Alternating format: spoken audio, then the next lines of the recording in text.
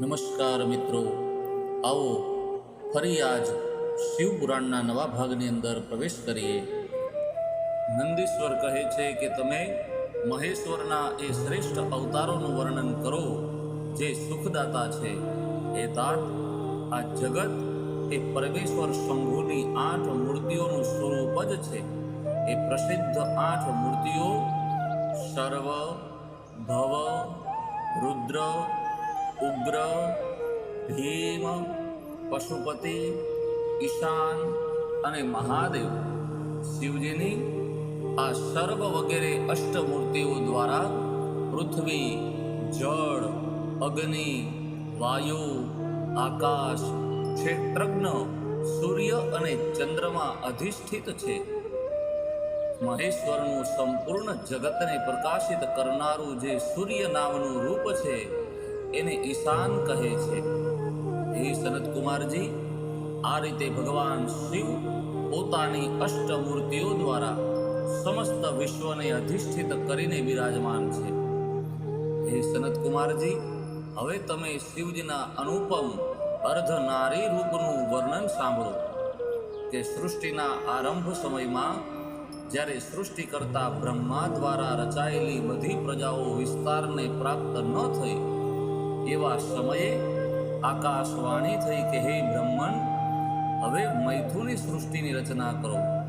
બ્રહ્માએ મૈથુની સૃષ્ટિ ઉત્પન્ન કરવાનો વિચાર કર્યો, પરંતુ આના પહેલા નારીઓના કુલ ઈશાનથી પ્રગટ જ ન થયેલા હતા. માટે બ્રહ્મા મૈથુની સૃષ્ટિ રચવામાં સમર્થ ન થઈ શક્યા. ત્યારે પરમેશ્વર શિવજીનું પ્રેમપૂર્વક હૃદયમાં ધ્યાન કરીને ઘોર તપ કરવા માંડ્યા. તપથી શિવજી પ્રસન્ન થઈ ગયા.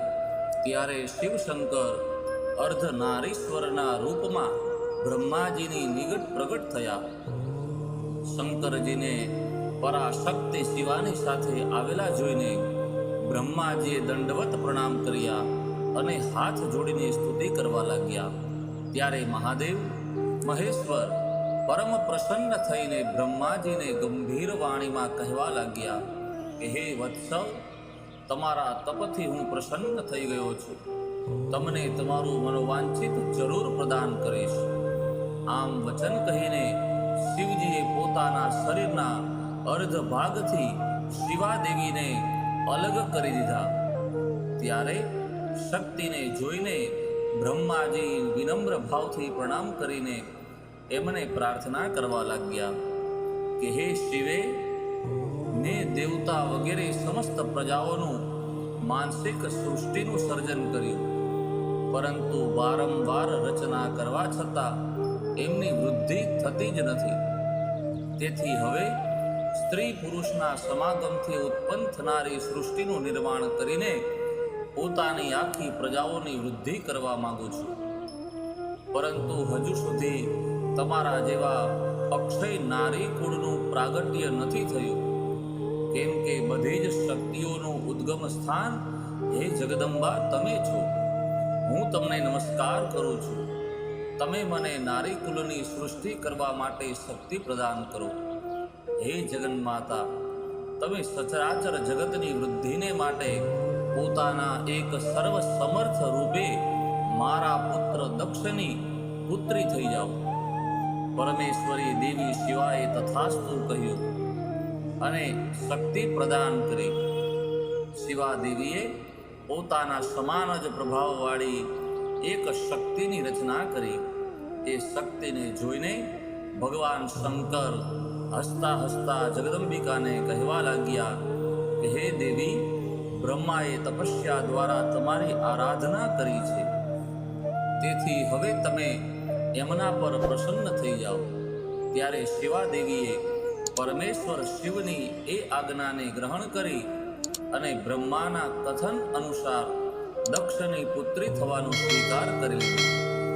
આ રીતે શિવાદેવી બ્રહ્માજીને અનુપમ શક્તિ પ્રદાન કરીને શંભુના શરીરમાં પ્રવિષ્ટ થઈ ગયા. ત્યારબાદ ભગવાન શંકર પણ તરત જ અંતર ધ્યાન થઈ ગયા. ત્યારથી આ લોકમાં સ્ત્રી ભાગની કલ્પના થઈ અને મૈથુની સૃષ્ટિ શરૂ થઈ. આથી બ્રહ્માને મહા આનંદ પ્રાપ્ત થયો. આ પ્રકારે શિવજીના અનુપમ અર્ધનારીશ્વર રૂપનું વર્ણન એ સત્પુરુષોને માટે મંગલદાયક છે. મિત્રો, આજની કથા અહીં વિરામ. કાલે ફરી નવા ભાગ સાથે મળશું. સર્વે શિવ ભક્તોને જય મહાદેવ.